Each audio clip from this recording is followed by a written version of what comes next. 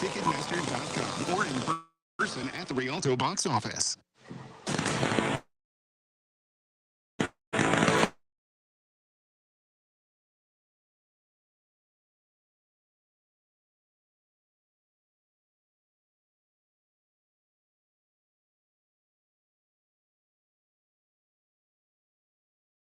Right here on Pigskin Preview, powered by State Farm agents Kevin Malloy and John Wright.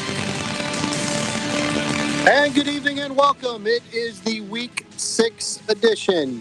Yes, believe it or not, we are already in a Week 6 here on Pigskin Preview on 1340 WJOL, Will County's News Talk Sports. Edgy Tim along with the coach, Joe Rodriguero, Evan Bredesen.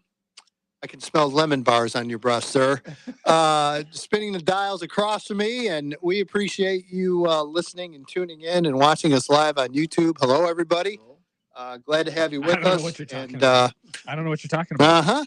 And this edition and every edition of Pigskin Preview brought to you by State Farm agents Kevin Malloy in New Lenox and John Wright in Joliet. Like a good neighbor, Joe. State Farm is there. Want to congratulate the Week 5 winner of the State Farm agent Kevin Malloy Pigskin Preview Player of the Week, which, of course, is Lincoln Way West junior quarterback Chase Headflesh.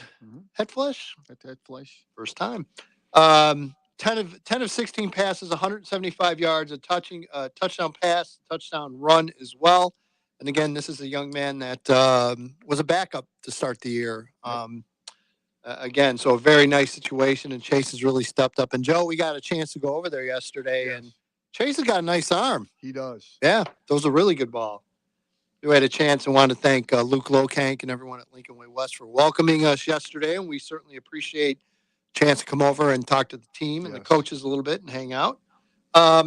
Joe, the Week 6 WJOL edgytim.com Big 5 poll is as follows. And folks, kind of a mess last week. It sure was, Edge. At number 5, Lincoln Way Central. At number 4, Joliet Catholic. At number 3, Lincoln Way West. At number 2 is Morris. And number 1, Lincoln Way East. And tune in to Slocum in the Morning next Monday morning to hear how out of whack the next poll will be in the Big 5. And we'll just throw it away and start from scratch like we did last week. So, again, full show for you tonight. We have open lines right now, but we are going to have quite a few guests here throughout the evening. Jake Brosman from Plainfield South will join us. The Cougars got their first win of the year. Steve Susi, our friend from Friday Night Drive, we'll talk a little playoff projection. We'll talk a little area football and really just kind of overall high school picture in general with Seuss. George Chart will join us at 7:05 from his. I can hear his cell phone firing up right now. Joe Curie will join us. Joe, the Fighting Saints, number 13 ranked in NAI, will host our friends from St. Xavier. So a huge game. So Joe will join us at 7:25, and then Harvey Jackson, another head coach, first-year head coach, gets his first win last week.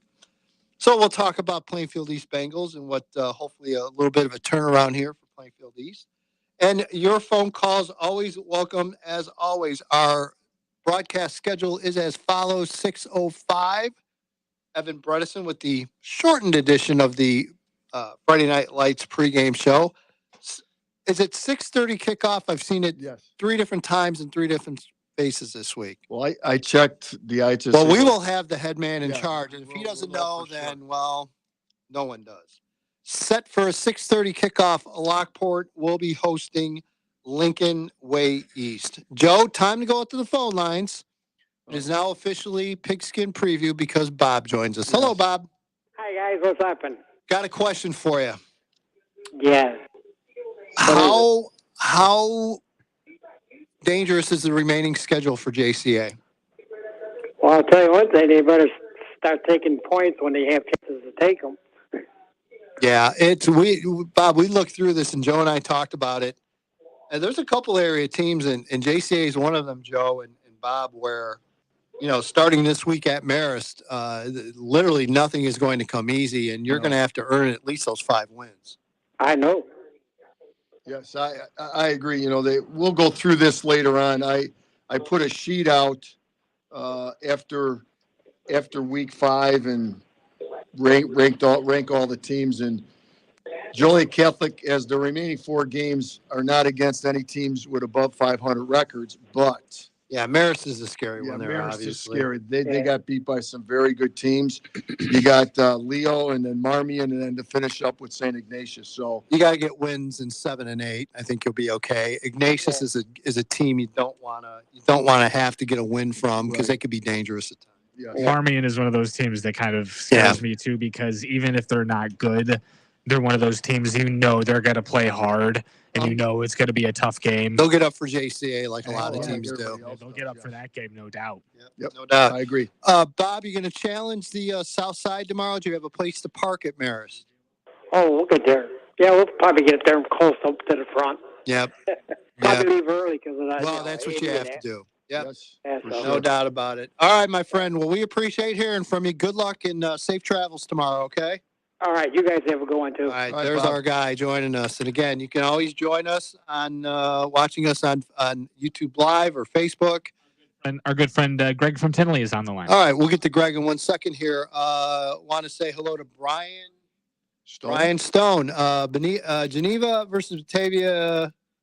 This is the year the Vikings finally beat the Bulldogs. Yeah, I don't know about that, Brian. That will be my game tomorrow night. I'm excited to get back to Geneva. Great setting, great place to see a ball game. I think I've told you this story Yeah, before. you and There your was dad. one Friday we had off in Geneva years ago at a quarterback that Nebraska was looking at. So my dad and Eric, let's go. And Brate, maybe? yeah, Tall kid? I believe, yeah. Yeah. And so we ended up going Geneva, Batavia. We didn't even know it was that big of a rivalry. Huge. We showed up, and it was such a fun atmosphere for a football game. Both teams both student sections, which you rarely see. The field at a is high school game where both student sections are filled. I mean, it's a fun the experience. field is kind of.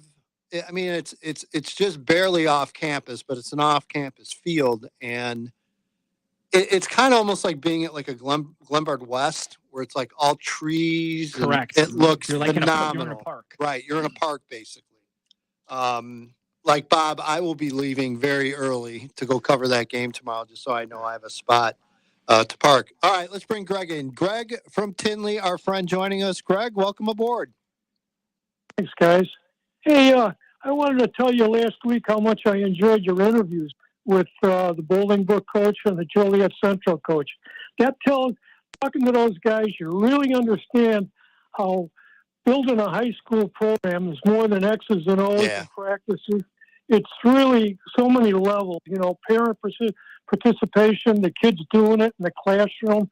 It's really a full-time job. Yeah. And that's why I'm going to the game you just mentioned, Lockport and East. Yep. And boy, those are two examples of programs that know how to do it. I mean, those coaches are great. Yeah, no doubt about it, Greg. And once we let you go, we're going to talk a little bit about Joliet West and Joliet Central. Yes. We both covered the game Saturday. Joe for JOL, and Evan was also on the call. So I looking forward to what the guys have to think thank about. God I was there. I haven't split you two up. We'll get into that later. But yeah. I didn't get this missing tooth from hockey season. I'll put it to you that way. Although look, what else do we have to look for but Connor Bedard at this point? So. Yeah. No pressure, kid. Yes. But again, Greg, it's again, you're right. It's I love talking to coaches and getting them in, and at first they're a little uncomfortable, especially first year coaches. But I think eventually they kind of let the guard down, though, and we're not out to get them or anything. And we're very lucky that we have such great coaches that'll talk and really talk really straightforward and honest. Yes. And you're right. You get a better idea where they're coming from. And kind of what their goals are and what they want to get done. And Tom Hart is one of those guys from Joliet Central for sure. You really get to know him. You just learn what a wonderful guy. He's a wonderful guy. He is. Really is. He's a good dude, Greg. I mean, he's building that program up from the bottom up. Yep. And that's a huge job. Yep. I mean, when you look at what's done at the big time programs, you realize how much is involved with that. It's just wow, those guys are something special. And you have to, Greg. You also have to have an administration that will give you that leeway and that leverage. To let you build up. Because look, Joliet Central is not a 3-year job. It's not. No. Right. No, not at all. So And the parents and the feeder programs are so important in building high school programs. Yep. And I used to see the Mokina Burroughs program, and those kids were going to Lincoln Way East. And I'm telling you, they were all geeked up about going to Lincoln Way East at that time. Now they go to Lincoln Way Central, but at that time it was Lincoln Way East. And, man, I'm telling you, that's a tradition that really, really means something. Yeah, no doubt. All right, Greg, we'll enjoy. Have fun tomorrow night, okay? Oh, yeah. You guys all right. Good. I'll talk to you. All right, Greg. Thanks, Greg. Thanks for joining us. Our friend Matt Now out there. Slacker, obviously Matt Now not covering a game. Must be kicking back and taking it easy from now, Matt, huh? Nah, I'm sure there's not much out there tonight. It actually seemed like a pretty dead Thursday compared to the last few weeks. Oh, yes. So not a whole lot going on tonight. I know there's always a handful. I know there's always some public league games going on, but outside of that, not a ton. So, guys, and Evan will bring you in on this as well. Joliet West, Joliet Central, we obviously all three were able to see both teams. Joliet West missing a handful of key kids. Yes. Rico, quarterback, kept him out for precautionary reasons. Same with Micah McNeil. Mm-hmm. Kept him out. Guys, your thoughts on Joliet West? Go ahead, Evan. You go first. A lot of athletes on the field. Yep. And it's one of the more athletic Joliet West teams that I can remember seeing in the last couple of years, and not trying to break bread on any previous coaching staffs or anything, but it feels as if what they're doing fits their talent rather than trying to force their talent to fit their scheme, which I kind of always thought was a problem a little bit in the past, not utilizing the talent you have to its best ability. You can tell that what they do offensively and defensively is tailored to their players to give them the best opportunity to be successful. I'd like to see a little more size on both sides of the line. Yeah, I think when you get into 8A, you're going to run into some big teams that are going to be really physical. But as you just said, that'll come. That's one of the last things to develop when you're building a program. But from what I saw, I was very impressed on the trajectory Joliet West is on right now. Joe, what impressed me probably more than anything is I saw a very under control Joliet West team. We did not see the nonsense that we've seen in the past. Not in that game. Did not see penalty. Well, if there's a game where it's going to go down, it's going to be that game because there's a lot of not like on both sides. Right. Again, I give Dan Tito and his staff a lot of credit because this is probably one of the more focused Joliet West teams I've seen, where you could tell this staff is not going to tolerate that stuff, Joe. And it reflected in their play. I thought they played relatively clean game, minimal penalties for Joliet West, and they had to get a win. They knew it. They went out there a little slow out of the gate, but then they obviously figured things out. In the second half, just kind of took over. But Joe, we talked about it. I mean, guys, they very well could go 8-1. Well, easy. Looking at their schedule, that's one of the things that worries me just a little bit. You look at their schedule, you've got Plainfield South 1-4, Romeoville 0-5, Plainfield East 1-4, Plainfield Central 1-4. Who's going to challenge them leading up to playoff time? And then that first round playoff draw, we've seen it where you're an 8-1 team, you get a home game, and all of a sudden you pull the Catholic Blue opponent. Well, at 6-3, and good luck. I would automatically advance scout any 4-4, 5-4s, and 8A because you're going to wind up getting one of them, and they're coming to your place, and it could be a Brother Rice, it could be, a Downers North, or it could be a Lions or someone of that effect. Hopefully, fingers crossed, it won't be Lincoln Way East in the first round. That's the benefit of going 8-1 is you're not going to run into them. Right. But I totally get where you're coming from, and I agree where you're coming from as well. Who was impressive for me with Joliet West, and Evan and I was good doing the game with him. We could have had several players, but their running back Evan Garcia had 3 touchdowns, 2 rushes, and 1 reception. I thought he was very good. But again, the whole team, as you said, Edge, impressed me was their discipline on offense and defense. And to go to the Joliet Central side, they were getting beat 28-14 at halftime.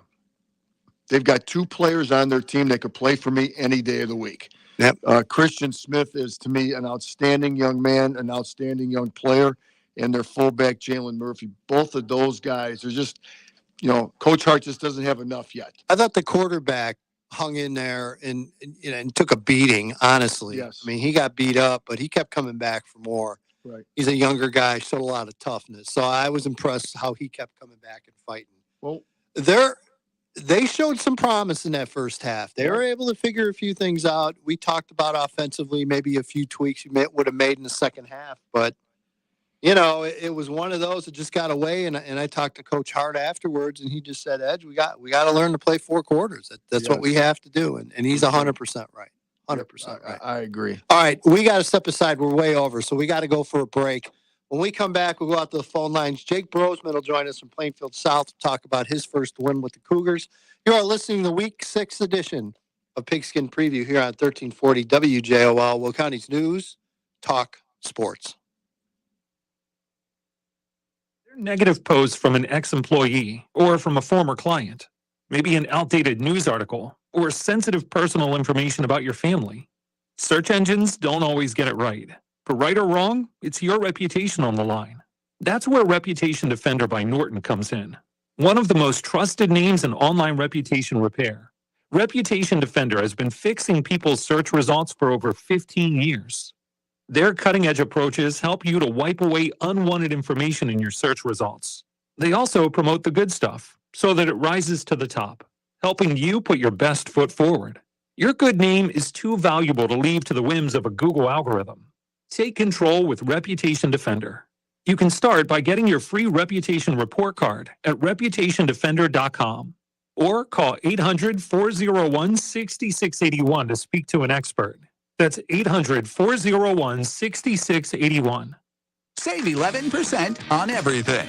Now at Menards. Get the last roof you'll ever need with Menards Steel Roofing. Steel Roofing adds value to your home, offers superior wind and hail resistance, and is available in cut-to-length panels for fast installation. Right now at Menards, get 11% off. All steel roofing. Good through October 1st. Savings are a mail-in rebate. Some exclusions apply. See store for details. Save big money at Menards. Hi, this is Maria from Newmark Credit Union. Want to do more with your money? I know I do.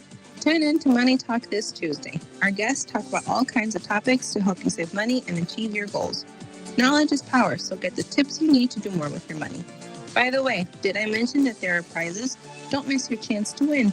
Tune in this Tuesday just after 9 a.m. right here on 1340 WJOL, Will County's News, Talk, Sports. Miller Lite presents your Chicago football game day headquarters. Long Shots, Sports Bar and Grill in Joliet. Catch all of the game day action this Sunday at Long Shots as Denver invades Chicago.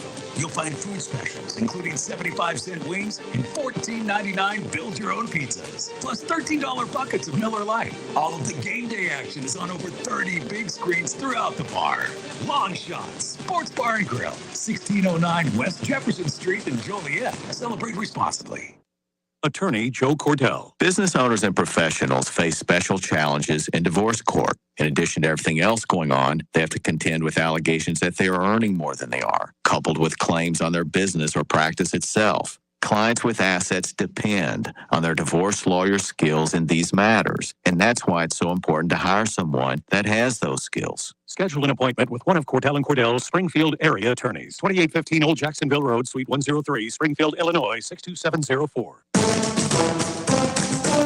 Pigskin Preview with Edgy Tim on 1340 WJOL. And welcome back. It is the Week 6 edition of Pigskin Preview here on 1340 WJOL, Will County's News, Talk, Sports. Edgy Tim, along with the coach, Joe Rodegaro and Evan Bredesen on Spinning the Dials. Guys, go out to the phone lines, bring in the first-year head coach of your Plainfield South Cougars, of course, Plainfield South, and Coach Brosman gets his first win at the program last Friday night, 27-14, Joe, over Romeoville. Yes. Coach, welcome aboard and congratulations. Hey, thank you very much, and thanks for having me. Oh, glad to have you. And again, just I'm sure it happened way too long for you to get that first one in, but I got to imagine, regardless, had to feel pretty good for you and for your team on Friday night. Yeah, absolutely. I mean, obviously we had a little slow start to the season there, but we got a lot of great guys in the program that kept battling and fighting and fixing everything we were doing wrong. And coming out with the W last week was a great feeling for the whole program. You know, it's a young program, and I guess the only way I've ever witnessed a young program getting better is just playing. Is that kind of the case with this team? Yeah. You know, our first couple games, it was clear and evident. We had quite a few guys contributing that just really didn't have that varsity experience and getting caught up to the speed of the game and everything. And you know, we're starting to see it turn for them a little bit. They're a little more comfortable out on the field, and you know, they're understanding our schemes even better. So absolutely getting that middle season swing, we kind of see the cogs turning a little bit better for our younger guys that were gaining that experience. Coach, I saw a little bit of tape from last week's game, and I was impressed with the two. You know, you run quarterbacks, you know, one righty, one lefty out of the bullpen.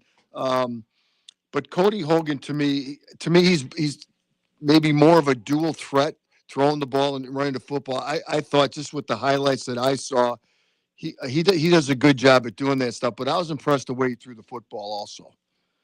Yeah, you know, he's been a really hard worker for us and absolutely bringing the dual threat ability. You know, he makes some good reads and gets himself some yards with his feet that definitely helps us out a little bit. And he's got a heck of an arm, you know, baseball player. So he's been throwing for a while, and yeah, he puts some good throws out there.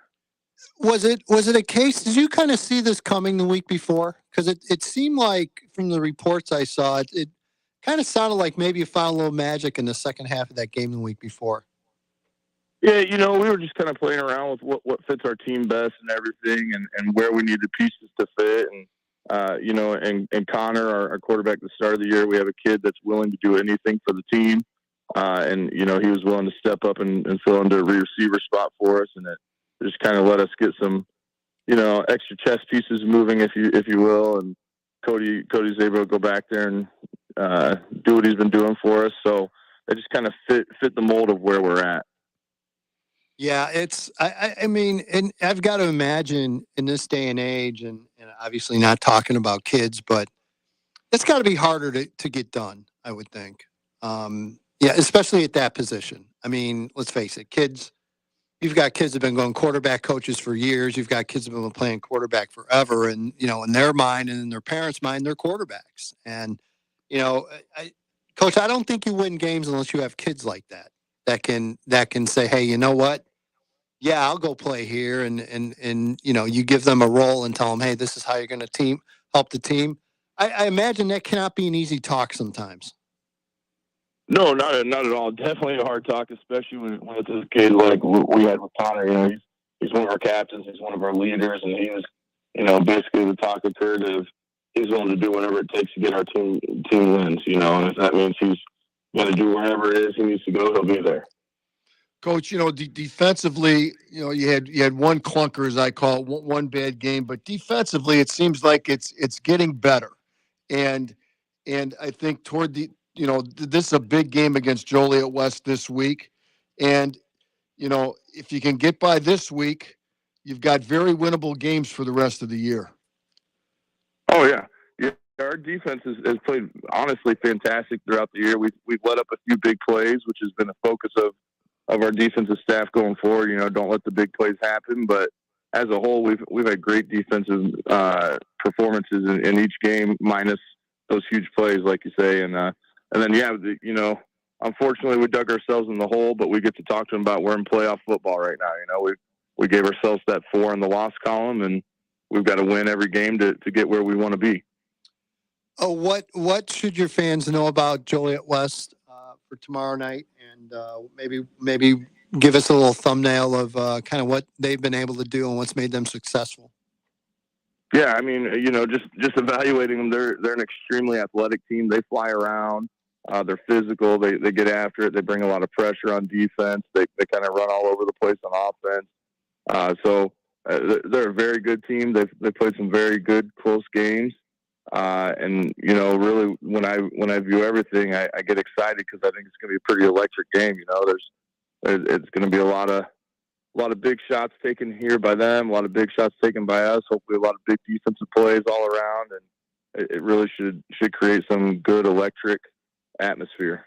How has the adjustment been for you? You know, besides being the new head coach at Plainfield South, how's the adjustment for you been being in the school and just teaching and getting settled in? Yeah, it's been great. The school is awesome. The kids in the school are great. I've had nothing but good experiences. So just getting in with new kids and new, staff that I work with and everything, it's been a very smooth process. Everybody's very, very, open arms and willing to work with me, and the kids have been fantastic. So you're in playoff mode, and you want your kids to obviously get on board and embrace that. What's got to happen between now and week 9? Is maybe one or two keys that you want to see turn things around and develop here?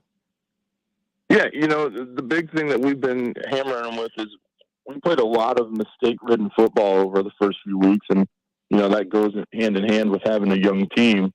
And really, our focus has been hard on we can't make mistakes. High school football, you make a few mistakes, and the other team can capitalize, and the whole game flips. So, big focus for us has been trying to play as close to mistake-free football as we possibly can. Yeah, no doubt about it. Coach, we appreciate you taking a few minutes again. Congratulations on the first win. Good luck tomorrow night. Good luck, as, Jake. Plainfield South makes the very short drive over the Joliet West. It's the one nice You never part. know about road construction, though. Yeah, It's all around. I know. Well, It's everywhere. Everywhere. You can't get away from it at all. Jake, good luck. Yes, good luck, Coach. Hey, thanks. I appreciate it. Thanks for having me on. You got it. Jake Bro's been joining us from Plainfield South. And again, Joe, again, it's the way that conference is shook out this year. Everyone's kind of still in it, minus really Romeoville and Joliet Central. Everybody else is in it. Yeah, I agree. Even at 0-1, Plainfield Central still in, as far as I'm concerned. Yeah. Again, the big games for the 3 teams from Plainfield is going to happen. The first one is tomorrow night against Joliet West. I mean, they're the top dog, and they're at 4-1. So, as Coach said, they're in playoff mode right now, and I'm sure Coach Jackson will say the same thing, and I'm sure everybody that's within striking distance of Joliet West will say the same thing. The captain joins us on the YouTube live stream, and Captain, if we're 2 celebrities to you definitely need to get out more. There's no doubt about it. No doubt about it, guys. We cut short Joliet Central a little bit in the first half. Evan, just your thoughts. Like I said, I saw some good things in that first half. Still, they're a long ways away, but I saw a glimmer of a couple of decent things going on right now. I think whenever you're building a program from the ground up, the one thing we've always talked about with Joliet Central is depth and the players. And the fact is, when the first string was 100% at the start of the game, as Coach Joe said, it was a 28-14 halftime, and you saw encouraging things from the Steelmen. But unfortunately, when you can't 2 platoon and you have to have guys out there for each and every snap, not everyone is Travis Hunter, where you can play an absurd amount of snaps and not wear down. I think you just saw them wear down over the course of the game. Yeah. And those are things that can only be remedied with time. Joe, key part of the game, second quarter, Central driving deep and a holding call puts them back 15 yards and kind of took them out of touchdown position. Yep. I think that really hurt. I think that kind of was a little bit deflating. I think if they were able to get 6 points there at least, I think it might have kept a little bit more momentum on the side of Central. But Joe, just your thoughts on the Steelmen. Yeah, like I said before, they gave a tremendous effort in the first half. Some mistakes in that first half caused them to go down 28-14. But I was impressed in the first half and even the whole game. Those guys are trying awfully hard. But as Evan said, you could tell in the second half that they just wore out. Yeah. I mean, when you start trying to tackle with your eye, that's fatigue right there. Yeah, no doubt about it. 815-254-7300. We have a few minutes. Friday Wilmington Reed Custer? Yes. Fill us in. Actually, it was a great game until halftime. Actually, at one point, Rex Pfeiffer ran for about 65 yards for Reed Cush to put them ahead 7-6. And then Wilmington went down and scored a touchdown and 2-point conversions to make it 14-7 at halftime. The biggest part of that game was the opening of the third quarter, where Wilmington took 8 minutes off the clock. Bingo. And hammered Reed Custer's defense. Yeah. Again, guys going both ways for both teams. Just hammered them for 8 minutes, scored a touchdown, and after that, the game was basically over. If you ever wanted to see a clinic of running a double wing offense like Wilmington, all you needed to do was pull that first drive of the first half. Yep. It was just classic Wilmington. Yes. Heavyweight boxer. I'm just going to lean on you. I'm not going to throw any big punches. There's not going to be any huge hooks or haymakers. I'm just going to lean on you. And then by the late fourth quarter, you're going to be like, I feel really tired. Why can't I lift my arms? Well, why am I so That's worn exactly out? what it 'Cause was. Wilmington just leaned on them for the second half. Their two running backs, Kyle Farrell was our player of the week, and Jay Castle, as I talked about some of the guys from Saturday, those two guys could play for me any day. And one thing that they do. This team's getting kind of big you're assembling here, Coach. I'm just saying. Yeah, I mean, you're going to need some linemen pretty soon. You better go find some guys that can play I'll for just find some linemen to play for them. Yeah, they have great vision. They follow their block. Yeah. They're not looking to break it. Right. They're reading their blocks. If they get that chance there, that they'll go. But in that drive, I don't think they got it. It was like 4 yards, 6 yards, 8 yards, 9 yards, 3 yards. I mean, it's like, as I call it, it's like death by paper cuts. I mean, it's just, you can't stop them. Yeah, there was no 15, 20 yard, those chunk plays No, that they call them. not at it all. was just they took what they gave them. They felt, like you said, they followed the blocks. To me, especially in an offense like that, when you're getting a pitch coming off the edge, so often you want to try to turn the corner quickly, so you might rush things. The way in which they're able sometimes, I don't want to say stop in the backfield, but just slow down as they let the linemen set things up. I mean, that's something you can only coach. Yeah. Yes. After years and years of running that offense, is that kind of patience into a running back. you learn that in grade school all the way up. And that offensive line, as we talked to Jeff a couple weeks ago, they're very good. Yeah. I mean, they do their assignments and they do it well. And it was just, like you said, Evan, it was a clinic. I mean, it was just, you watch Wilmington, they only threw 5 passes.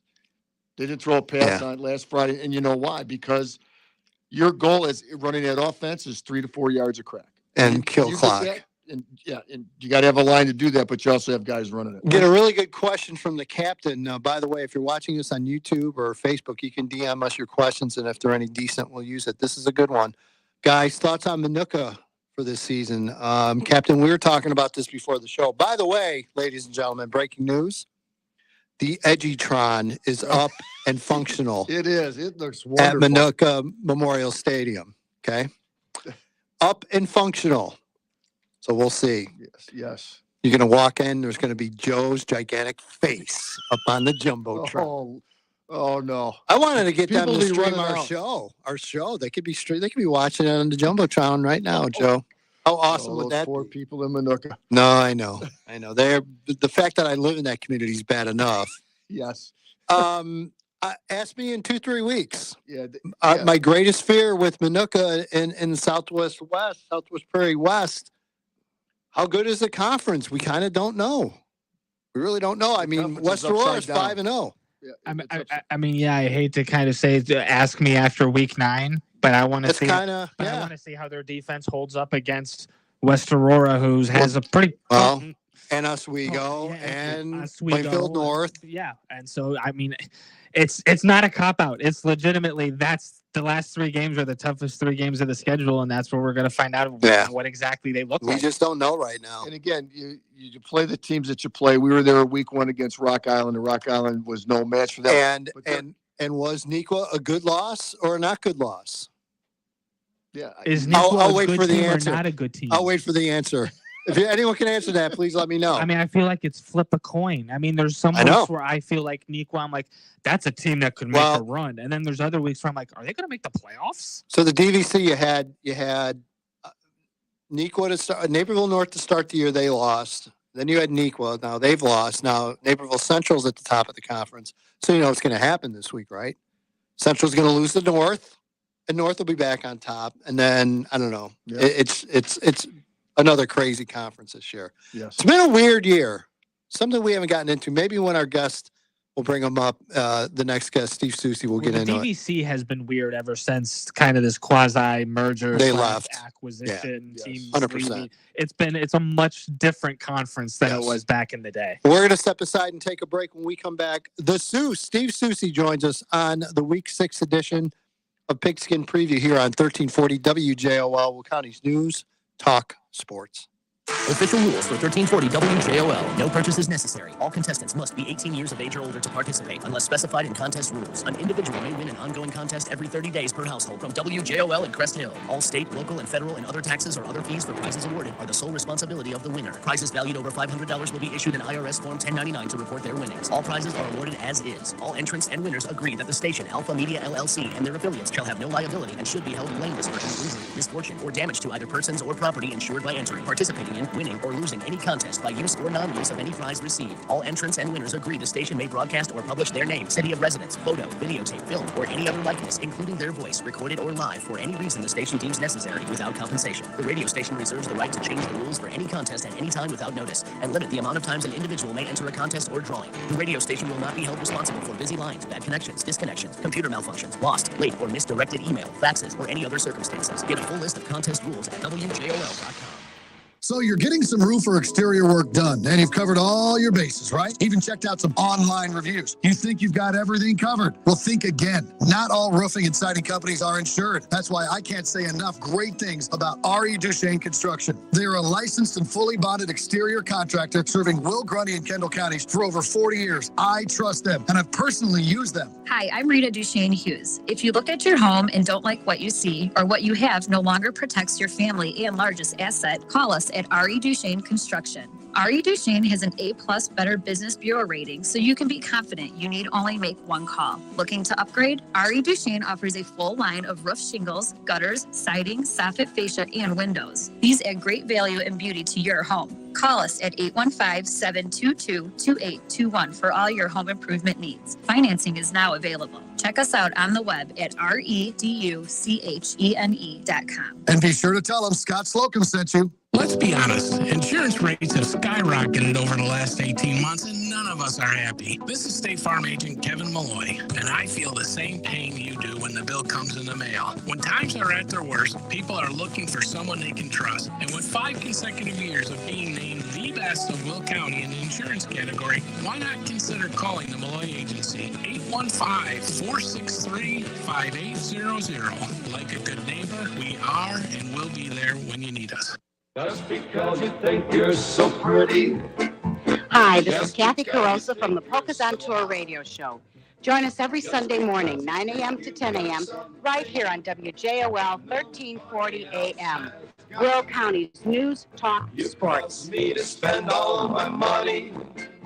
You laugh and call me old Santa Claus. I'm telling you, baby, I'm through with you just because.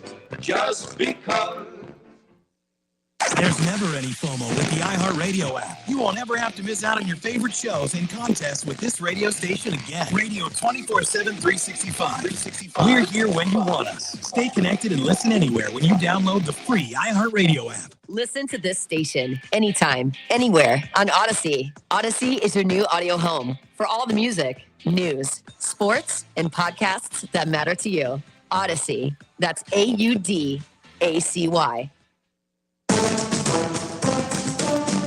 High school football on 1340 WJOL.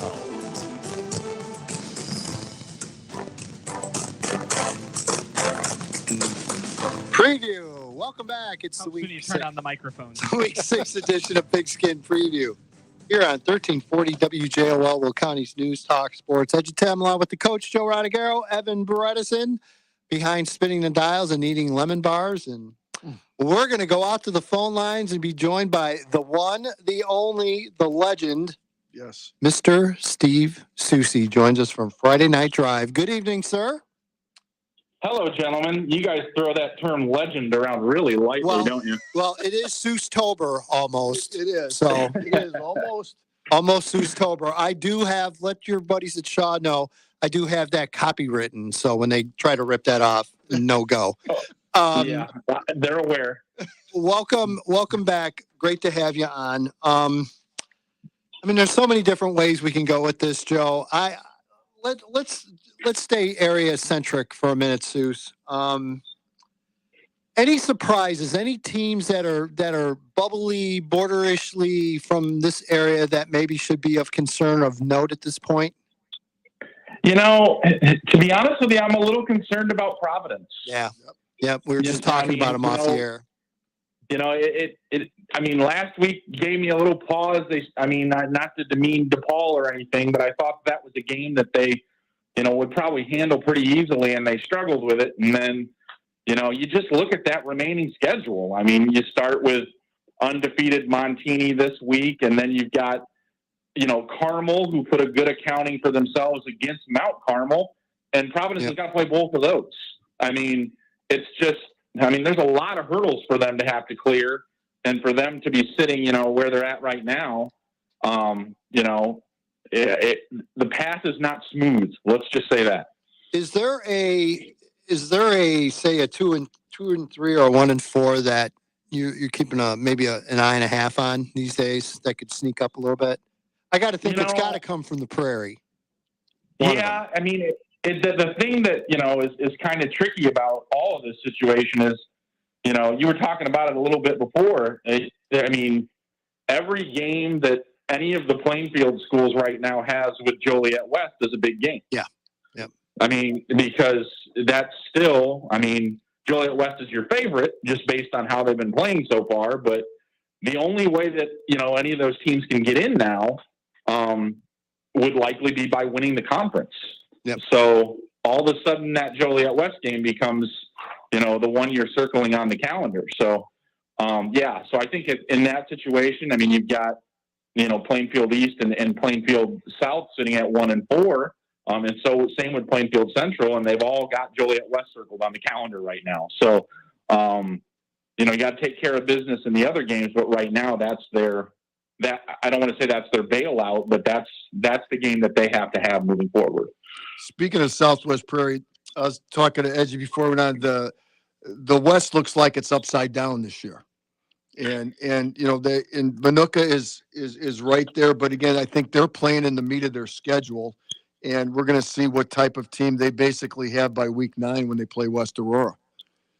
Yeah, and when I look at it at the beginning of the year, you just never know with some of these schools what's going to happen. And even with West Aurora starting out like they have, unlike most of the teams in that side of the Southwest Prairie, their non-conference schedule was a little lacking. Yeah. So I don't really know where they really stack up with the other teams in the league. That was a nice win for them over Yorkville, but Yorkville appears to be struggling a little bit this year. So how good of a win is that? So even though we're 5 weeks deep into the season, I don't know where West Aurora really ranks in that group, to be completely honest. So if I were to tell you to take out the top 8 to 12 out of your top 25, how comfortable would you be trying to re-rank that as far as re-ranking them 1 through 20 or whatever? Oh, I think, we've talked about this at great length. It'd be hell. I know we always talk about how deep the 8A field is on a year-to-year basis. Not so much. I don't think we can play that trumpet this year. Yeah. I think we have a small handful of really good football teams at the top. Yes. Agreed. And then when you go into that second group, I don't know. There's probably an upstart or two in there, but this was another topic that you were talking about before. If Joliet West were to run the table and finish 8-1, what kind of a 5-4, 6-3 team are you going to get? It could be a grab bag of anything. It could run the gamut, because I was talking about this with somebody the other day. It just seems like this year, and I don't know why it's this year over any others, I think we're going to have a bunch of teams that you recognize as kind of expecting to be like 7-2, 8-1 type of teams. They're going to be 6-3, 5-4, maybe even 4-5, because those losses are just stacking up all over the place with people. And we, like you said, we've got that small group of teams that's separating itself, and then there's this big old glob of teams like that are right in. I mean, I think I could probably put 50 teams in that group where I'm like, if these two teams played, I don't really know what's going to happen. It's that instability that's making things really interesting, I think. And I think this week in particular is a fascinating one. I think some great points there. And I would say one of the biggest glob producers, if you will, from the Glob Factory is the ESCCCCL Glob Factory. Because, Seuss, as you've seen, these conference alignments that they've put together, I think they're almost too good for their own. You look at St. Francis, Naz at 1-4, Marist at 1-4. You look at, there's some other schools in there, pal, that, could wind up. Those are schools you're used to seeing at 7-2, could wind up barely getting into 5-4. In a case like Naz and Seuss, you know this as well as anyone, they could be one of a handful of 4-5s that get in at large. Yeah, I mean, when you look at, like, I was looking at this before this week came into play.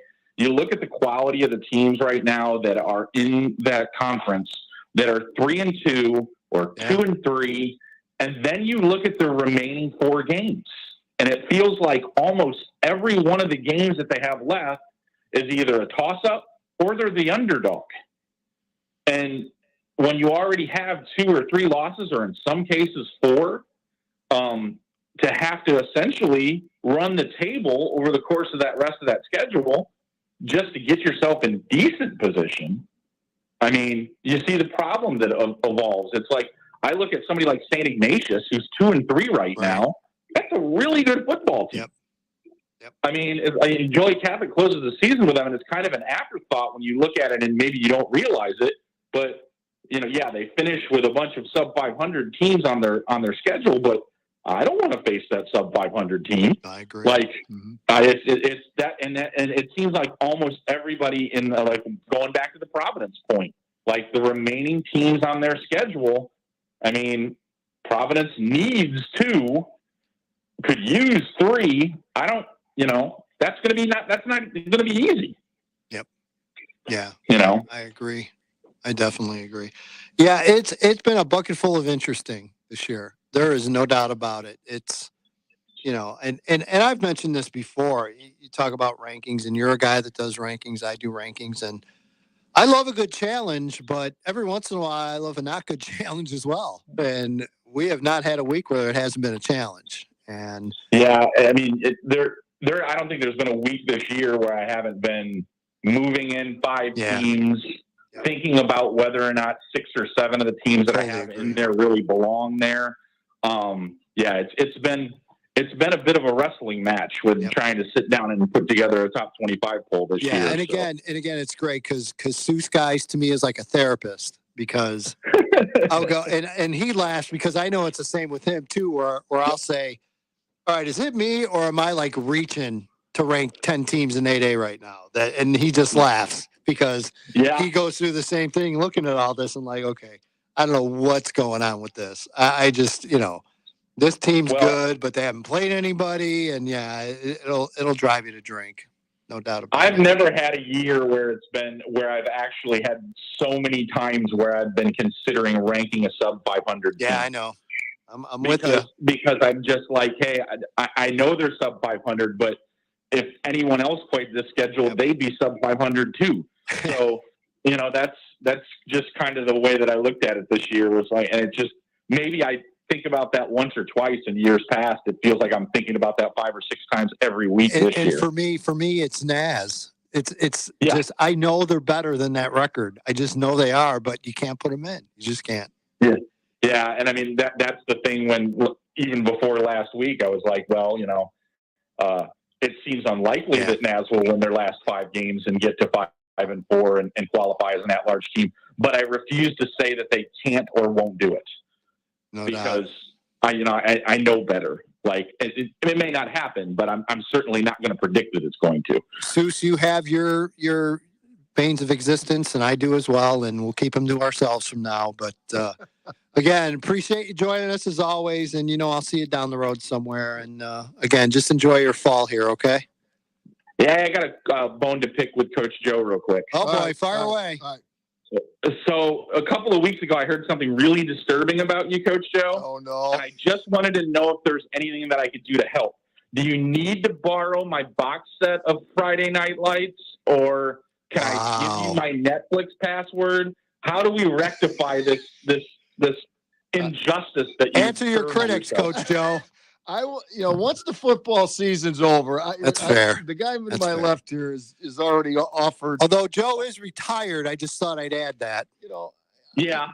You two guys have, you guys have all the knowledge. I have to come and do research for every Thursday game to try to talk to the coaches. So How much research are you doing? Are you like riding your pony out to different schools or what? All right, Seuss, we'll let you go. We got a break coming. Appreciate you, pal. Thanks, guys. All right, Steve Seuss joining us, and again, great to have him on. And there you go, Joe, another one taking a shot at you. Got 3 guys now all over me. Oh, there'll be more than that. Trust me, they're all waiting in the wings. We've got, by the way, Woody says hello. Enjoys watching Coach Joe. And again, this is the week 6 edition of Pigskin Preview here on 1340 WJOL. Don't go anywhere. More coming up after ABC News.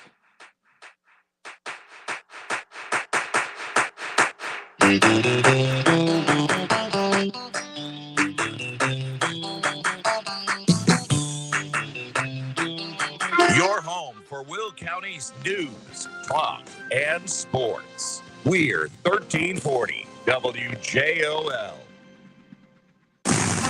From the Abri Credit Union Studio, this is Will County's News Talk Sports. WJOL, Joliet.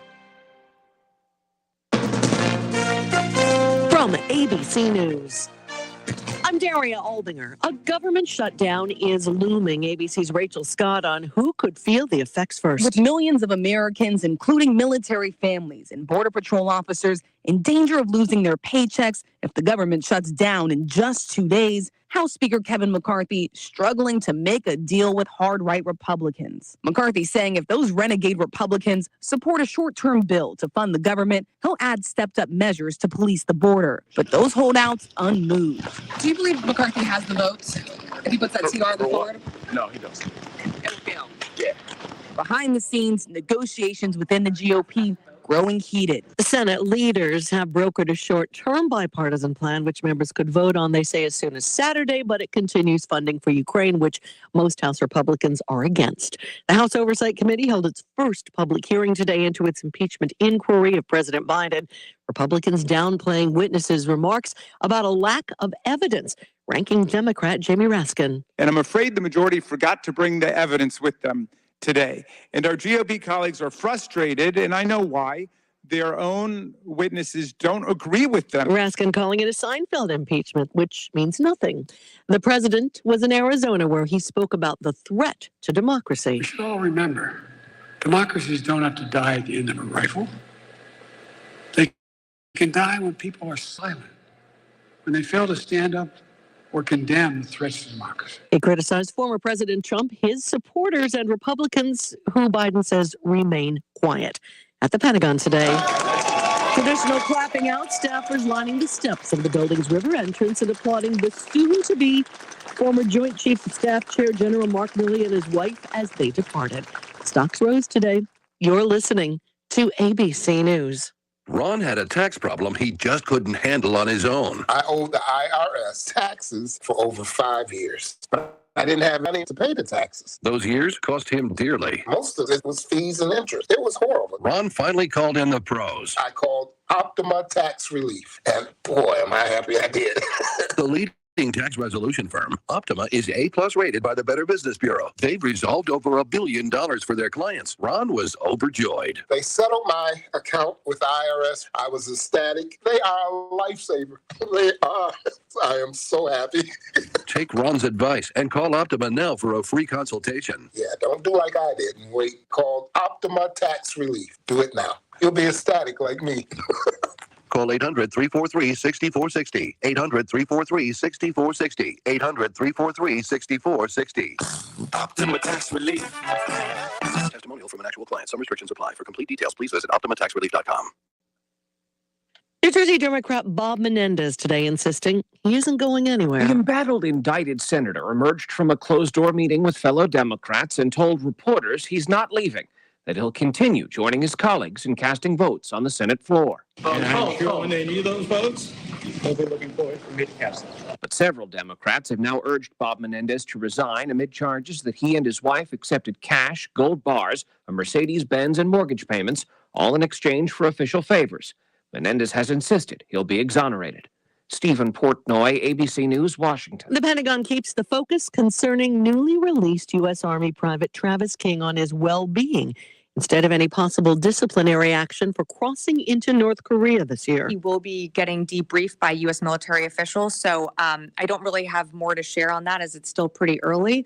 Right now, what we are focused on is his well-being. Pentagon Deputy Press Secretary Sabrina Singh. Philadelphia police say a social media influencer was behind this week's looting. They say she was among the dozens who were arrested as crowds went from store to store, including a number of high-end retailers and about 18 liquor stores. They also say that the looting was not connected in any way to peaceful protests over a police officer not being charged in a fatal shooting. This is ABC News. The possibility of lung cancer can be pretty scary, especially if you're one of approximately 8 million current or former smokers at high risk. That's why SaveByTheScan.org wants you to know that now there's a breakthrough low-dose CT scan that can detect lung cancer early, and it only takes 60 seconds. You stop smoking, now start screening. For an easy quiz to see if you're eligible, visit SaveByTheScan.org. It could save your life. SaveByTheScan.org is brought to you by the American Lung Association's Lung Force Initiative and the Ad Council. Daria Albinger, ABC News.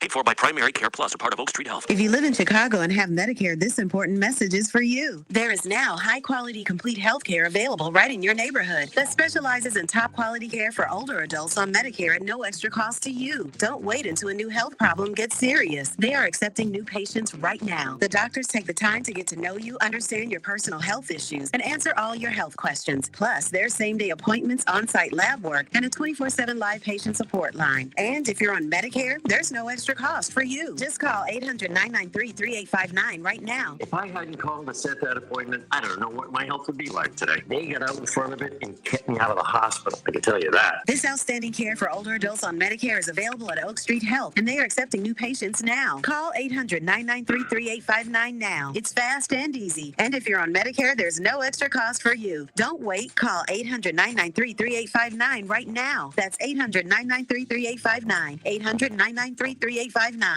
This is the story of a very special woman. Just a few knew about her superpowers. In a matter of seconds, she turned herself into a great mathematician. She masqueraded as a regular person at work, but as a superhero at home. Everyone knows her as Gabriella.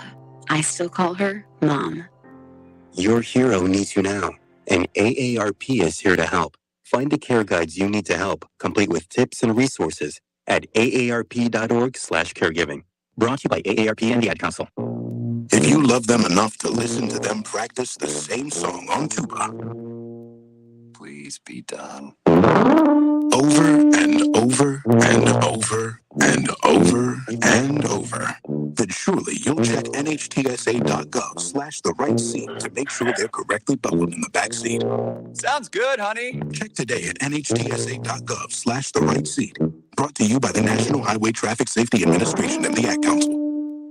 Let's be honest, insurance rates have skyrocketed over the last 18 months, and none of us are happy. This is State Farm agent Kevin Malloy, and I feel the same pain you do when the bill comes in the mail. When times are at their worst, people are looking for someone they can trust, and with 5 consecutive years of being named the best of Will County in the insurance category, why not consider calling the Malloy Agency? 815-463-5800. Like a good neighbor, we are and will be there when you need us. Got a problem with your car? Here's a chance to talk to the experts. Listen in this Thursday at 9:35 to Car Talk with the experts from the Service Department at Darcy Buick GMC. Call in with your questions about any vehicle and get honest, experienced answers about your car. Plus, get helpful tips for keeping your car in great shape for every season. Listen to Car Talk this Thursday at 9:35 a.m. Brought to you by Darcy Buick GMC on Essington Road in Joliet and at darcymotors.com. Right here at 1340 WJOL. Will County's News Talk Sports.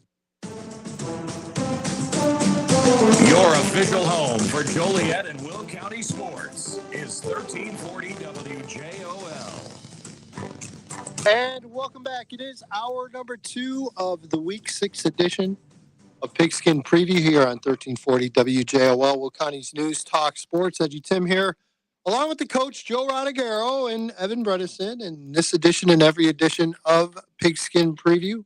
Brought to you by our State Farm agents, John Wright in Joliet and Kevin Malloy in New Lenox. Like a good neighbor, Joe? State Farm is there. And with all the construction going on at Jefferson and the interchange at 55, you get plenty of time to look at that John Wright billboard right off of right off of the main road coming into Joliet. There is no doubt about it. So again, want to thank our great agents, our great sponsors, John Wright and Kevin Malloy, as always. And again, congratulations to our Week 5 winner, the Kevin Malloy Pigskin Preview Player of the Week, Lincoln Way West Junior quarterback Chase Hetflish. Sure, we'll go with that. Again, congratulations to Chase and Lincoln Way West, who moves on to 4-1. Joe, besides everyone being shocked that you haven't watched Friday Night Lights yet, sorry, we're going to go out to the phone lines and be joined by, well, one of our favorite coaches in the entire area. Of course, we tell everyone that, but we truly do mean it with George Chart. Yeah. George Chart joining us on the phone. And George, appreciate you taking some time to join us tonight. Always a pleasure. Thank you. Excuse me if I'm not in the greatest of moods. You know, we're on a 2-game losing streak, and it's starting to creep up on me. Well, you got East right where you want them, pal. You do. Yeah, exactly. Yep. Makes my day all greater. I know. Okay, we're going to talk about some good things here. It's all good. Your football team. I talked to you a little bit this week, and we talked about Drew Gallagher at quarterback, and has done a very good job for you. But talk about Jordan Kemp a little bit. Yeah, Jordan is. I'll tell you, he came in there and it's his first year here. He transferred in from Bolingbrook, and he's a great-looking kid. And we were kind of honest with him up front. He'd get a look, but there's 3 other guys that are there, and so we're going to be patient because everybody gets a chance to play, and we just kind of you're going to get a fair shot, and you're going to have to earn everything. And it's, boy, I'll tell you, he's our leading rusher right now, and he's really earned his playing time. Very explosive runner, been running over people, and once he learned our system, he seems to get more and more comfortable every day running from our backfield set. I think he's used to maybe running a different type of offense, and then when he came to us, we kind of had to show him the way things are done over here, and he's picked it up very well, and we're very impressed and pleased with him, and I hope he's continuing to get better. George, you mentioned the 2-game losing streak, and so I guess my question to you is: you've been down that road before, and you've done that before. Is there a balance between almost overcoaching at that point versus kind of just letting things develop and making a tweak here and there? I mean, kind of what's your approach at this point when you get to a couple-game losing streak, obviously with a big game this week as well? Yeah, that's a great question. Because, for myself, the type of person, Coach I am, I'm always going to criticize myself and overanalyze what I'm doing first before I start looking But, you have to watch film. You have to analyze, your team and your players and what's going on. And do you have guys in the right position? And what's the problem in that position? Is it too complicated, or, are they just missing tackles? So all that stuff goes into it. So you say, yeah, I've been in it before, but every year it's a little different because there's different factors involved. Yeah. And right now for this year, as I analyze things, we're playing a lot of kids on defense, and it's really not by design. We're kind of trying to find some guys that can fit into a spot and take hold and earn a spot by what they're doing on the field.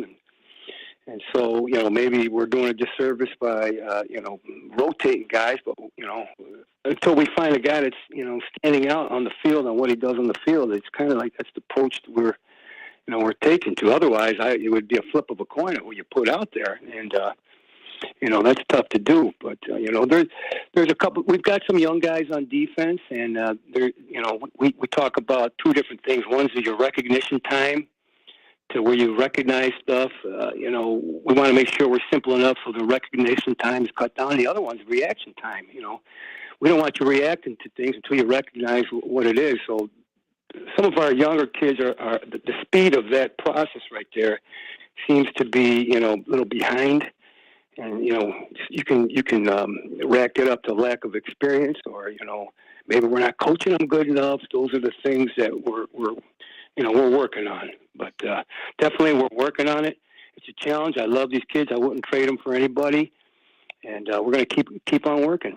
You kind of answered my question a little bit, because I was just talking defensively when you were saying, you're playing a lot of kids, and generally the recognition is very important. And it seems like one or two mistakes, or 1, 2, or 3 mistakes in the game, that defense doesn't get off the field and the offense keeps going down. And in those little things you talked about, and you answered my question with your answer, but trying to make those mistakes minimal so they do get off the field for your offense.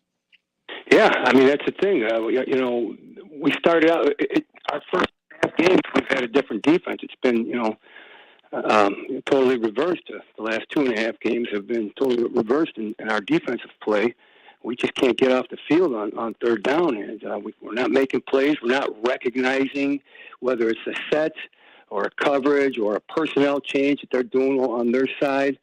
And then the flip side of that too is give credit to some of those teams. They've been making some great plays against us, but we can only control what we do, and we're definitely not satisfied with our play on our side of the ball.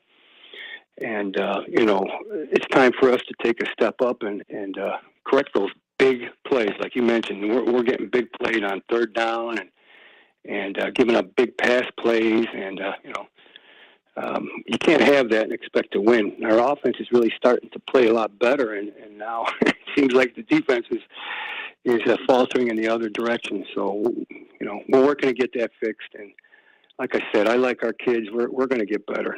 We're going to get better. I think the one thing about your opponent tomorrow night, and something that has been a real consistent with Rob and his program over the years, George, they just seem like a team on really all three phases. It's not easy to rattle them. It's not easy to throw them off their game and try to get the jump on them. And is that part of the game plan when you play against the Lincoln Way East? I mean, do you have to throw some different things at them to try to get them off their game? Because, I mean, they're so good and they're so locked in so many different phases. I got to imagine you got to do something to shake that up. Yeah, I used to think of that all the time for our offense to do something. Hey, we got to do something because they're going to stop. They're going to take away what we do best. There's no doubt about that. But, and then when I think of the opposite side of our defense, they do so many things, so many formations. That's part of our recognition. We're trying to make sure we line up. In the past 3 years, there's times where we've just been confused at their line, what they did before the ball was snapped. And so whatever happens afterward, we were already beat because we didn't handle the pre-snap adjustments that you needed to be made. And they do such a great job. They're not running tons of different plays, but they could just do them out of different formations, and they catch you napping or sleeping or not prepared. Yeah, it's a well-oiled machine over there. Both their offense, their defense, and their special teams, I'd love to sit here and badmouth them, but I can't. It's not possible. I know. I'd be lying in a fool to do anything like that, But that's just the way it goes. Yeah, I know. So we got to be in our best game for them, and once again, we go into every game thinking that we're playing this game to win this game, not to just play good. So that's our approach. That's what will always be our approach. The last handful of years in particular, the conference has been really solid. And you notice that when you see this team win, that team win, you see a close game, like, was it last week, Bolingbrook HF 21-14 final. I mean, it's a good group. There's truly not a bad team in the conference. Is that your feeling as well this year? Yeah, we were talking, Joe and I were talking about that too, right? Joe, yes. we were talking about, we were trying to find out the word to describe, and, maybe we settled on maybe parity or something that, it wasn't that teams were weak, but, any team can beat, it's like that any given Sunday type deal. Yeah. Any team can beat any other team, at least in our conference. We've seen that over the last few years that, even Linkway lost one year, And so, you can't go into any game, regardless of what happened your freshman, your sophomore year, blah, blah, blah. Every game is going to be a challenge. And if you're not ready for that challenge, you're putting yourself in the hands of a possible defeat. No doubt about it. All right, my friend. Always appreciate you picking up the phone. Yeah. Wish you the best of luck tomorrow night as Lockport will host Lincoln Way East. That is the game of the week. The handsome guy right next to me, Joe Rodegaro, on the call with David Dewey Dwyer. All right, can we get this clarified? What time's the start time tomorrow? 6:30. Why? I don't know. I've seen it. I've seen it in 6:30. I talked to the man, early in the week. He just won't, he's got to get it from the horse's I mouth. see. Oh, don't even go there. There's another part of the horse I was going to mention, but I won't say that. Well, that's me. Yeah. George, I've seen it 3 different times in 3 different places. So that's Really? why I asked the man in charge, and now I have the answer. Yes. Oh, you asked Joe. Okay, gotcha. No. You gonna get any food, Joe? You I'm gonna come down for some food? farthest thing away from in charge, George. You know that. Thank you, No sir. food? You want no food? Okay. I'll see you after the game. Good luck. Good luck, George. Okay, you guys. Thanks for calling. All right, George, Appreciate you bet. it. All right. George Chart joining us, and I got a phone call from someone you know very well today, asking me what time the game is. Okay. But I can't make fun of him because I was the same. I saw it a couple of different places at a different start time. Okay. Yeah. Just make it 6:00. Make everyone happy. Like you tell Kevin and I for Wednesdays, we're supposed to be, be there at 5. 15-minute rule with those 2 knuckleheads. And I don't know why I do that because Malloy's there like at 3. Malloy's like putting out the blocking dummies and so. Oh well. Yeah. Again, guys, it should be a great game. Again, you kind of don't know what you're going to get. Lockport obviously is going to have to get things figured out on defense.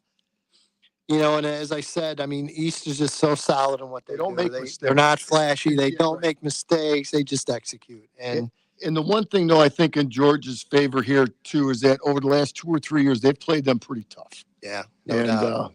So we got a quick one out there from Jeff Brookie? Sure. Jeff Brook. We'll go with Jeff Brook. Big fan of the show. Crete Monier is flying under the radar this year. Skill positions are very young. Thoughts on them? Jeff, I'm with you.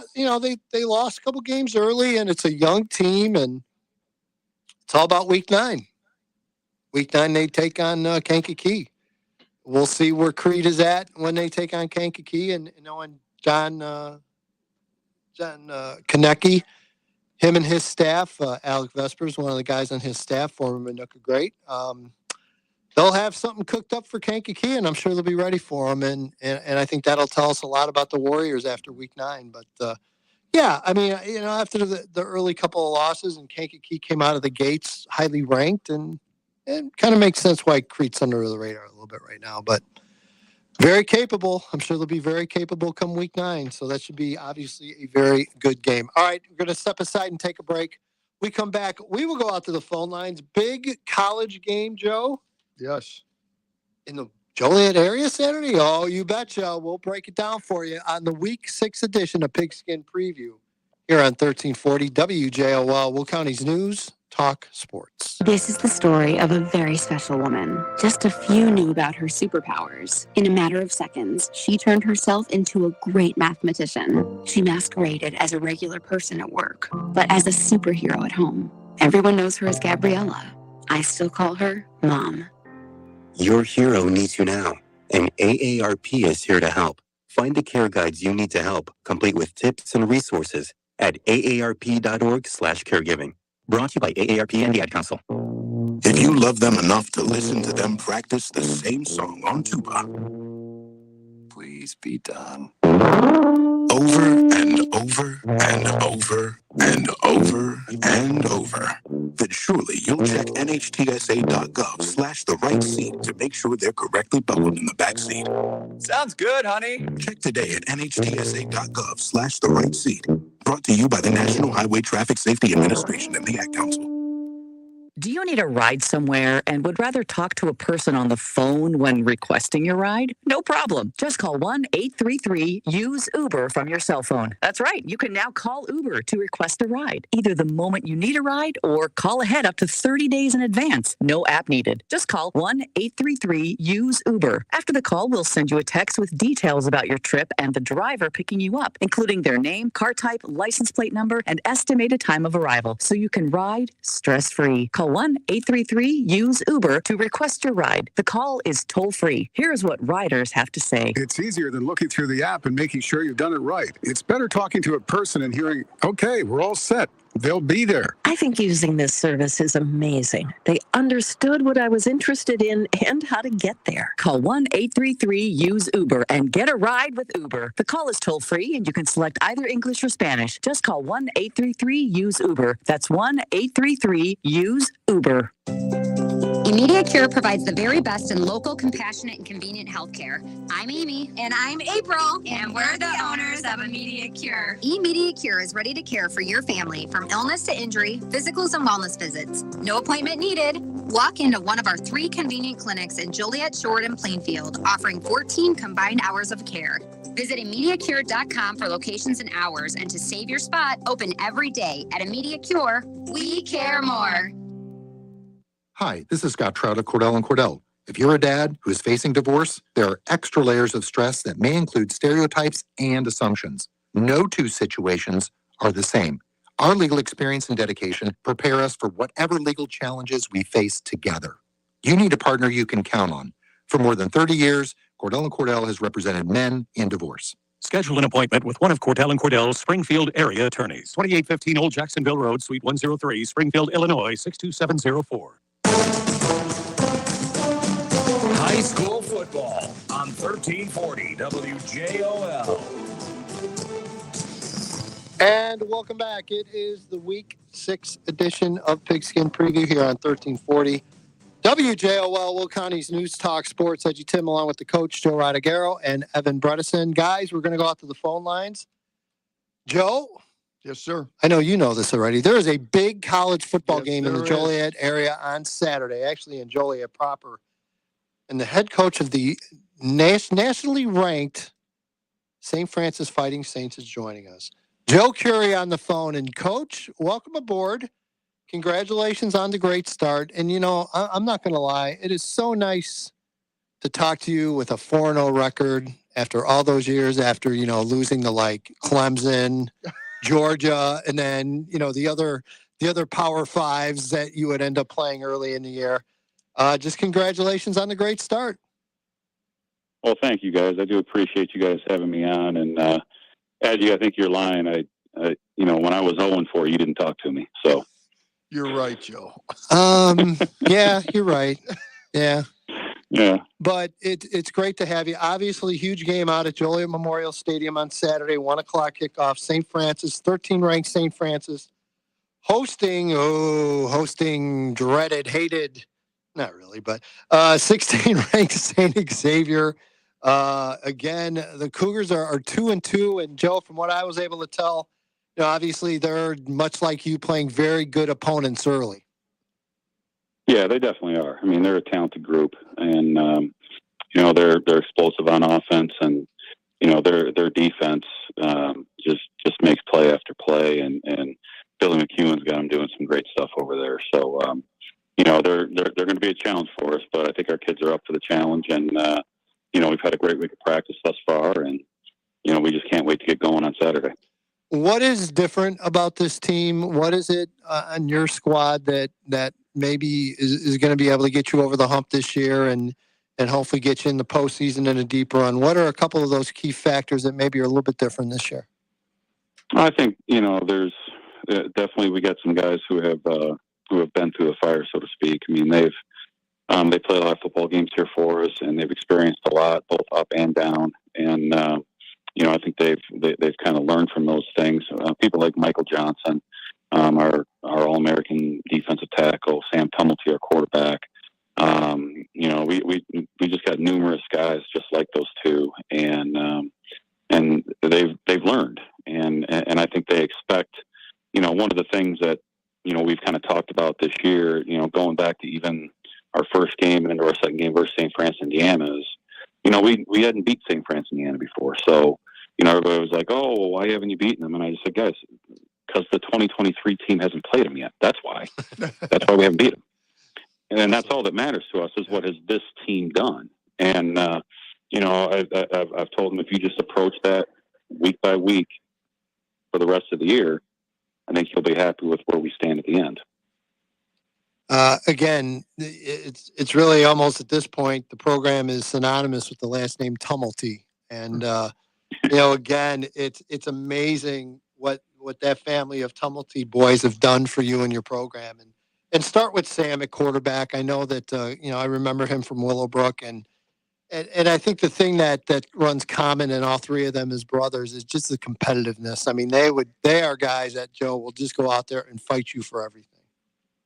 And they will, and they're also guys that play with a little bit of chip on their shoulder. That they're great athletes, and trust me, we're lucky to have them. We're lucky to have each and every one of them, and we try to utilize them for everything. I mean, Sam obviously is our quarterback, and he's people call him dual threat, but he's become a much better passer than what people have given him credit for. And Scotty this year, he's not only our starting safety, but he also has been playing tailback for us this season and returning every kick that there is out there. So we're asking a bunch of him, and then their little brother Joey is doing nothing but lead us in receiving so far. So, I mean, it has been a great thing, and I just think about I got two other brothers too, and if I got to play college football with them, how cool that would be. And I think that all three of those guys are experiencing that right now, and they're having fun with it, and they are ultra competitive. They will fight you, and they will stand up to anything and any challenge, and that's what our team has taken on, and along with the other guys I mentioned earlier. But it's been a real fun group to coach. We practice hard. We want to practice. And I know that goes without saying, but sometimes in struggling seasons you struggle to get effort out of guys and those sort of things on a day-to-day basis. That hasn't been an issue. We've really built a great culture here, over the past, 3-4 years, I would say. And our kids just live and breathe it. And it's been great to see. I've got to imagine from a recruiting standpoint that just having that family there is got to be a big plus for you. It is. And, we've managed to get some other pretty talented people to come here. Unfortunately we lost, but we had Ryan Little here from Lockport. We lost him to a season injury, but I mean, he was all excited about coming here and competing with the squad that we had. And we managed to get a grad transfer who was at Trinity, but an All-American, Keemon Reese, who's from IC Catholic, who's playing excellent for us right now on the defensive side of the ball, because he wanted to come here and compete with those guys, and played against them a couple of years ago and couldn't catch Sam. So he wanted to come play with them, and then all those things have brought our program, to where it is right now. And I tell our team this every week. I'm excited as hell to go see you compete, because it is fun to watch standing in the sidelines. No doubt about it. All right, so if you're in the area, by all means, get out to Joliet Memorial Stadium Saturday, 1:00 kickoff. St. Francis host St. Xavier. Joe, best of luck. Go get them. Yes, good luck, And Joe. who knows? You keep winning. Maybe we'll talk to you twice in a year. Yes. Hey guys, that'd be great. And I always love coming on and talking with you guys about the University of St. Francis football. So I do appreciate it. All right, pal. Good luck. Good luck, Joe. All right. We'll see you guys. All right. Joe Curry joining us from St. Francis. Guys, again, just another great success story. And I'm happy for Joe, but Joe Rodriguero, you know this as well as anyone. This is a huge game for St. Francis Saturday. It is. It's the rivalry game. It is the rivalry game. And there's been some very close games, and St. Xavier's won the majority of them. Yep. So it is a huge game. Yep, no doubt about it. Joe, let's go down the area schedule. Joliet Catholic at Marist, Joe. This is a scary one. Marist at 1-4. Yeah, I'm going to pick the Hilltoppers. Okay. Montini, the Broncos having a tremendous season, a big bounce back year. They are undefeated, Joe, at 5-0. They are at Providence Catholic. Providence under the gun, as we talked with Susie, and this is a huge game. It's homecoming at Providence, so I'm gonna pick the Celtics here. Yeah, you just hope you hope homecoming isn't a distraction here, but yeah, I think if your players will be there. Yeah, That's I know. huge. If you're Providence, you've got to go. You've got to go get this one, no doubt about it. Coal City at Reed Custer, Joe. Watch out for the Kohlers. I'm telling you. Yeah. They're on. They're coming fire on. right now. I'm picking them over Reed Custer. Yep, no doubt about it. Mantino at the Tone, Joe. I'm going to pick the Tone here, playing at home. Okay. Wilmington at Herscher. Wilmington. Okay. Hillcrest at Lamont. A bit of a test, I suppose, for the Lamont Football Club, but I still think Lamont's the favorite. I agree with you. I'm taking the Lamont Football Club. We will save Plainfield East at Joliet Central for 7:40 when Harvey Jackson joins us from Plainfield East. We talked quite a bit about Plainfield South at Joliet West. Romeoville at Plainfield Central, Joe. I'm picking Coach Keene in the Wildcats. Yeah, they're fighting for their playoff lives there, so I look for Central to get that as well. We talked earlier in the show about Minooka. Minooka at Yorkville. Joe, I don't know what to expect anymore out of Yorkville. I thought they were primed for a big year, but it doesn't look like it's happening. No, I'm going to pick the Indian there. I'm picking Minooka. Hopefully they get the win, and hopefully the Edgytron will be up and functional. With fireworks. Maybe you'll have like a big victory light or something when they come back from Yorkville with a win. Oswego East, Joe, at Plainfield North. I'm going to pick North and their defense in a close game. Yeah, it seems like every game has been close with Plainfield North this year for sure. We just talked to George Chart a little while ago, Joe. Lincoln Way East at Lockport. I'm going to pick Lincoln Way East. Yeah, it's hard to go against them right now. Yes. Lincoln Way West at the Stag. Oh, it's going to be the Warriors at Lincoln Way West. You seem to think it's going to be lopsided. I think it might be closer than you think. We'll see. We'll see. Just don't punch me again, Joe, okay? Lincoln Way Central at the Brook. I know they're having It'll be a good game. Yeah, I know they're going to have some big festivities there. Oh, that's right. Yeah. Coach Acton. John Ivelo and Phil Acton. Coach Acton. I believe it's Phil Acton Stadium, John Ivelo Field, I believe is what they're going to name it. All right. Which is awesome. When I look at this game, I've got my asterisk. This is the only one that I did for this week. If Lincoln Way Central, two keys for Lincoln Way Central.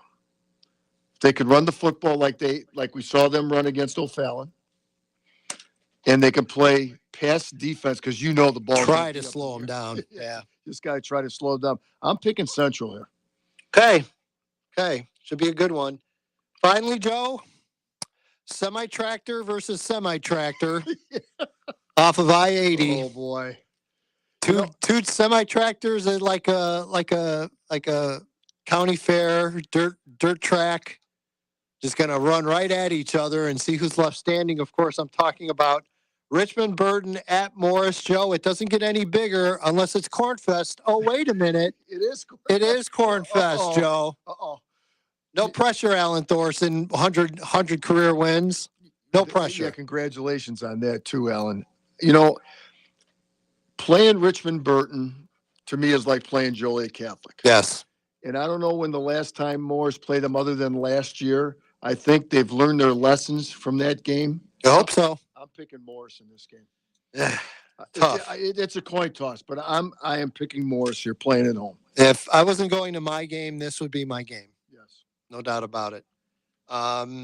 Again, I'm going to cover Batavia, Geneva, Friday night, tomorrow night. Looking forward to it. I'll be leaving about noon. Get there in time. Be absolutely packed. Great atmosphere. It's nice to see Geneva back, and hopefully they can bring this rivalry. Joe, one of the oldest, 105th meeting. This is at Geneva, right? They're playing At Geneva. You guys were talking about the stadium. I know, Evan, you were talking about it. Yep. Nick Jacobs and I did a Joliet Catholic Geneva game. I think it was the first game of the year one year. It is an absolute beautiful stadium. Yep. No doubt about it. And then Saturday, Joe, I'm making history Saturday. Uh-oh. Yep. I am going to be covering my first ever 8-man football game on Saturday. Where at, kid? I am going to South Beloit, which is south of not too many places. You're right. South Beloit at 5-0, hosting St. Thomas More from the Champaign area at 5-0. 2 state-ranked teams in 8A, Joe. Now, my big question here is, are you taking 294 up? I'm taking 39 all the way up. Okay. Stay off 290. Joe? You leave on Saturday. Joe, might have been born at night. It wasn't last night, okay? 39, baby, Yep. all the way up. All right. Looking forward to it. 2:00 kickoff. Being at 39, are you going to stop someplace? I very well could stop at Fatty's, probably. And I already talked to Evan about it. I got my meal planned out. Northern's on the road, which helps. Yes, it does. Less of a crowd there.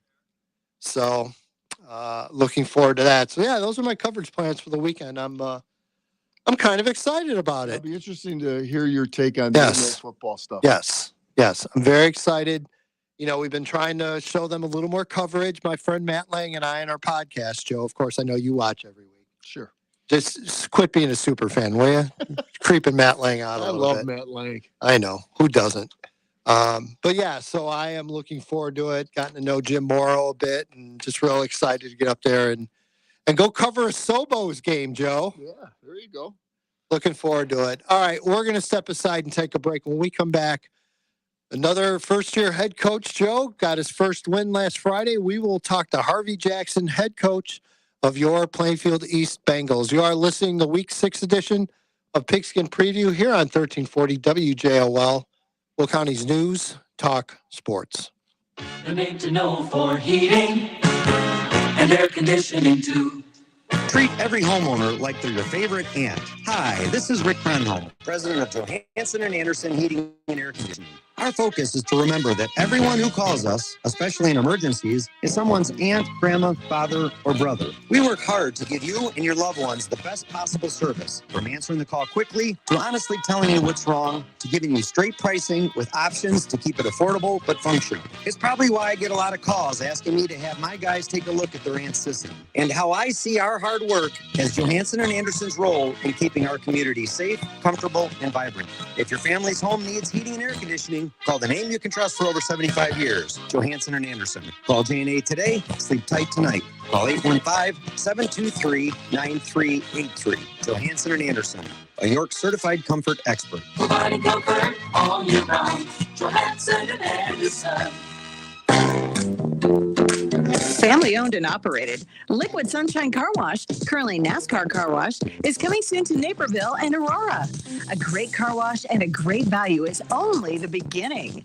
We're open in Naperville, so swing by for a wash or a monthly membership today at 2783 Fortview Drive, and opening soon at 3068 East New York Street in Aurora, just west of Fox Valley Mall.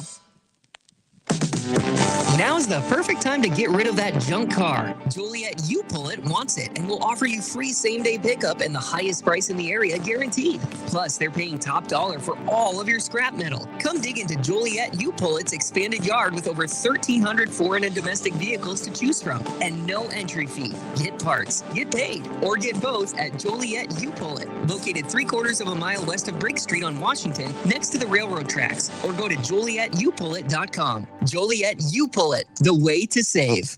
1340 WJOL presents Tim Kerpen's House Talk, Thursday afternoons at 12:15, hosted by the owner of Kerpen Inspections, Tim Kerpen. There's so much you can do around the house, and each week, Tim will give you the ins and outs on how to make your home the best it can be and keep your energy bills down. If you're a business and would like to advertise or be featured on the show, call 708-935-3050. Tim Kerpen's House Talk, Thursday at 12:15 on 1340 WJOL, Will County's News, Talk, Sports. Hi, this is State Farm Agent John Wright. Every team knows the two-point play can be a winning move. That's why I can help you go for two by combining your home and auto insurance. It's a great call that saves you time and money. So go for the win and score savings by combining your home and auto with me, State Farm Agent John Wright. It's just another way we're here to help life go right. Call me, John Wright, at 815-725-5052 today. Exergen thermometers are proven to be more accurate than non-contact thermometers. With children back at school, keeping them healthy is important. Clinical studies have proven that non-contact thermometers are inaccurate and can miss fevers. Accuracy matters. That's why the Exergen thermometer is trusted and used by medical professionals. Exergen thermometers are available at Walmart and other participating retailers. Choose a trusted and accurate thermometer for personal use. Learn more about why accuracy matters at Exergen.com. Your official home for Joliet and Will County sports is 1340 WJOL. And welcome back. It is the Week 6 edition of Pigskin Preview here on 1340 WJOL, Will County's News, Talk, Sports. Edgy Tim, along with the coach Joe Rodegaro, Evan Bredesen, and hello to everybody watching us on YouTube Live, and glad to have you aboard. And guys, we've been waiting for a while for this. We've been keeping our fingers and toes crossed, and gotta get this guy on the show, and he was able to pull off a win last Friday. So very happy to welcome in first-year head coach of Plainfield East, Harvey Jackson, joins us. And Harvey, congratulations, and welcome to the First Win Club. Thank you. I appreciate it. Thank you. Obviously, it didn't happen as quickly as I'm sure you wanted or planned for, but it seems like maybe things are settling in, and you look at the schedule here, Harvey. I think you got to feel you got a chance maybe to fire off a few wins in a row here. I agree. We started off with some pretty tough teams. We put together a lot of good first half football, but we're not able to really close the deal in the second half in a couple of those games. But it's been a great learning experience for the players and for the coaches. And, obviously our backs are against the wall now to get to number 5. But now that we're in our conference play, I think that we've kind of figured out who we are, and we're ready to go ahead and mow this thing forward and close it out. Coach, talk about your offense a little bit and your quarterback, Paredes, and your one wide receiver, Quinn Morris. So, actually, Quinn, who's our top receiver, got hurt on the second play week 1. And so we've been without him until this past game against Plainfield Central. And he was actually on a limited amount of plays that he could play in the game. So we actually had to depend on our freshman receiver, Jaden Cawthon. And he actually stepped up to play and had some pretty good weeks during this time frame. And I knew it was kind of a shock to him after, play number 2, and he ends up having to move over to Quinn's spot, which he hadn't done all summer. And actually, I believe he had about 10 catches for 145. So, it just shows the maturity of where he is right now. And I think he's settled in now, especially knowing that Quinn's, back fully ready to go and ready to start playing.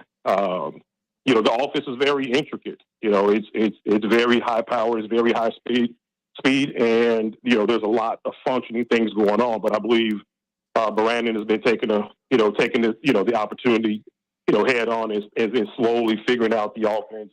And I think again on Friday it kind of clicked with him as far as where he needs to be at as far as his reads and his throws. And I think going forward it's going to start to show the work that he's putting in all summer and up to this point now in the season.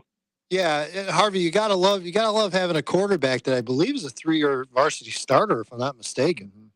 Yes, That's very rare. it is, and you can see that he's actually nice and poised. But again, he's in a new system, and it would be no different from anybody that plays the position of quarterback, having to know everything that's going on. On the offense, and then at the same time doing your job in a brand new system. So, but I still tip my hat off to him right now as far as how far along he's come in the system, and I think he's finally gotten settled in. Yeah, and I know defensively, I know you've got some athletes. Is it Chidu Biki? Yes. I mean, there's a kid that you just on the hoof alone, coach, is a great looking athlete. I mean, how's his season been so far? And just thoughts of him down the line here. Our defense has definitely been, holding the program down right now. They've been doing extremely well since week one. They've been keeping us in the game, giving us an opportunity to try to, pull out those W's. Chidu's been absolutely phenomenal as one of our outside backers, boundary safeties, and he hits all the points physically. His football IQ is there. He's a gamer. Is what it boils down to. Also, our middle linebacker, which is Denham Sykes, is another gamer. He fits the par, looks the par. Very motivated, big time hitter. Both of those boys, and we're just happy to have them on our side of the ball. You're going up against an opponent in Joliet Central. Obviously, they're 0-5. Your kids can read. They know what the records are, but They run that option offense, and it's something that if you're not used to, you got to be real careful because, I mean, we saw that game, Harvey, last Saturday, and, the Steelmen were able to break off a decent amount of big plays against Joliet West. And is that kind of your thought looking at them that, defensively you got to have a pretty good effort this Friday? Definitely. I tell players every week, every day, we respect our opponents regardless of who they are. Especially when you're playing in the conference, you can throw the records out of the water. They don't mean anything, when you're playing in conference. You got to go in focused every single week and know that they're coming in to win a football game too. So going up against the option, which we ran a lot of back in my time. Yep. It's not easy to defend, especially when you don't defend it on a weekly basis. So just coming in with just 1 week to prepare for all the variations of the option, it might take you a half to figure out how to finally stop it. But at that point, you want to make sure they don't have enough momentum, so that it's too hard for you to play catch up at that point. So we've been really dialed in, and I think the boys are ready to go ahead and play. Coach, talk about your coaches on your staff. You've assembled to me a group of coaches with vast experience. Yeah, the staff actually is it's second to none, and starting off with Coach Ivo, who's actually going to be getting be named at the field with him and Coach Acton. I believe they're going to be doing that tomorrow. Yep. So I believe he's going to run out, take that ceremony and then make his way over. Oh, no, he can do that. He can do that on someone else's time. He's got a game to coach. See, way too soft already, Harvey. Come on now. Yeah, let me get away with that. Yeah, so we'll give everybody a timeout or a middle day note or whatever it is that they give them now. A long time out. We're going to take a really long time out. And then come back and get focused. So, having him on the staff has been, priceless because of all of the things that come about, and he's already, knowing what we should or should not do, and somebody I can go to and say, hey, what about this? It's just been, unbelievable. Also, having Coach Zimmer, on the staff too, who was also a head coach, and Andrew, and the old coordinator at Sandberg. Again, these guys are just got a wealth of knowledge, and I'm actually very fortunate to have these kind of coaches on my staff.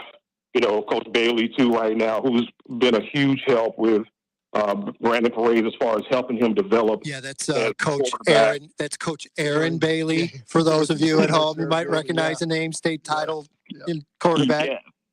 Yes, and he still looks like he got a couple snaps left in. I bet.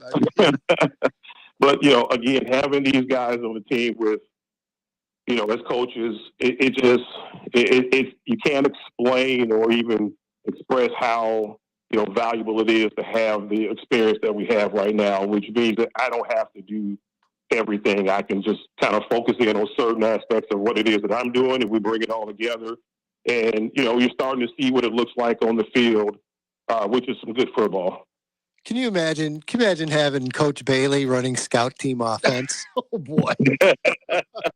I just imagine like out of like a Little Rascals show where there's like 11 people hanging off of him. He's just dragging the pile into the end zone. Yes. Unbelievable. Unbelievable. Yeah. No, it's, you know what though, Harvey, it's great.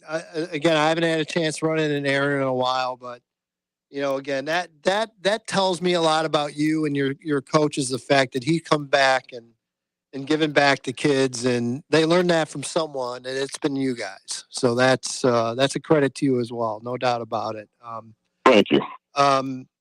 Yeah, it's something. We had Tika-san last week, and we talked about the naming ceremony and just talked about the importance of both John and obviously the Fox. And well done, Bolingbrook. Yes. I mean, it's something that I don't think there's anyone that has been around that program for as long as we have, or you have, Harvey, or anyone else would ever argue. There is no question in my mind or anyone else's that that's an honor that should happen. So again, just very happy for them, and Harvey, very happy for you. I know how hard you've worked and the time you've put in over the years to get that first one.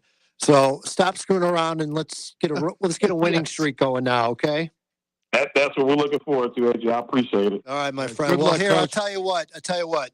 Looking forward to talking to you on playoff pairing night. Oh, I just threw down. Did I just throw the challenge down? I think I did. I threw the challenge flag. There you go. Yes.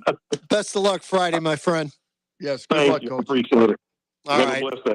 You bet. Harvey Jackson joining us from Plainfield East. You know what? Good for Bolingbrook and good for Plainfield East. Yes. I agree. Very good coach. I'm just running at my mind like, okay, here's Aaron Bailey running our scout offense. Oh my Lord. Oh my Lord. Especially an option team. Yeah. Okay. Yeah. Have Aaron run some option here. See how it goes. And you're right about guys clinging onto him and carrying. Yeah, him like for the Little sure. Rascals, where you see the guy running, and there's like 11 people hanging on the guy. You can face any other quarterback in the state. Exactly. You wouldn't have a. If you can slow him down, you're going to win a state championship, basically. Exactly. Any quarterback you face from here on out, it's like it can't be worse. We had to face Aaron Bailey and scout team. That's right. All right, we got a few minutes here, Joe. Let's run a couple of scenarios by the three of you. We mentioned Aaron Bailey. Best quarterback you've seen in this area? Ooh. Justin Hunterford. Awfully good, awfully underrated. Yes. Awfully underrated. I'm gonna say Bailey. Yeah, see, I'm older than you, but you're at the right school.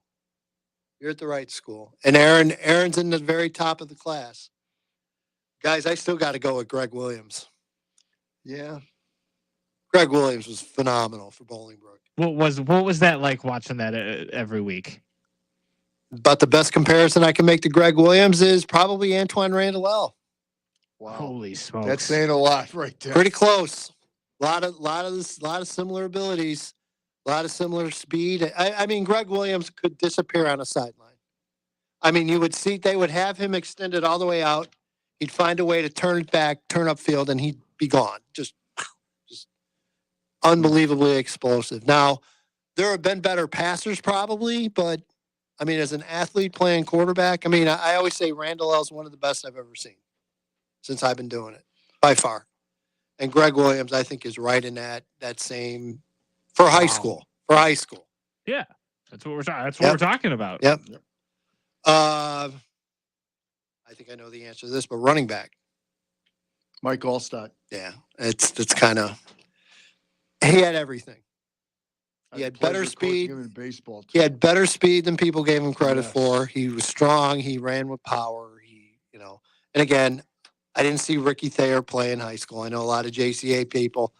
Jairus Wazinski was unbelievable. That was the first name that popped in. Ty Isaac, underrated, I feel. Incredible running back. Joe Benson. How about Joe Benson, highly underrated as a running another back. name that got mentioned from St. X, Billy McEwen. Billy McEwen, A guy very who had to good. play multiple positions during his time in high school and excelled at both.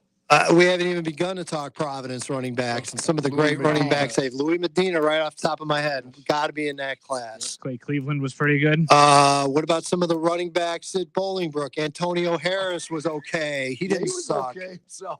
He didn't suck. He was okay. Yes. I mean, there's been Bibb. Plainfield North. So many. How about John Ivelo at Plainfield Central back in the day? Yes. Pretty damn good running back. Son of How about Jake Shields out of Plainfield Central? He was pretty damn good at running back. Sorry, I'm using the damn word. And that's how all those guys that we mentioned were from 20, 30 years ago. Yeah, I know. Now it's more, as Evan and I talk about it, now it's all spread it out. Joe? Let's go with it. Joe, we're old as hell. That's what that tells us. We are. But Joe and I were talking on Saturday about the evolution of offenses and how you're seeing it be people talk, who's the best running back you've ever seen, to now it's becoming who's the best receiver you've ever seen. We're seeing a lot of passing yard records get broken and receiving records get broken because of these spread up tempo offenses. Well, and it goes all the way up to the pros. I mean, look at how undervalued running backs are. Evan, what was that stat you gave me about fullbacks on Saturday? Remember we were talking? Oh, of the 32 NFL teams, currently only 7 of them have someone listed as a fullback on their roster. Yeah. 6 of them are connected to the Kyle Shanahan tree. Yep. Doesn't surprise me. I tell Evan all the time I'm watching Big Ten. I see those 70 Nebraska, Oklahoma games, man. Nothing better. Oh, they were knocking the snot out of 6 one foot, another. 250-pound fullbacks, the best. Yes. All right, that'll do it. Week 6 in the books. Thanks for listening, everybody. We'll be back next week. For the coach, Joe Rodegaro and Evan Bredesen, I'm Edgy Tim. Thanks for watching and listening. This is Pigskin Preview here on 1340 WJOL.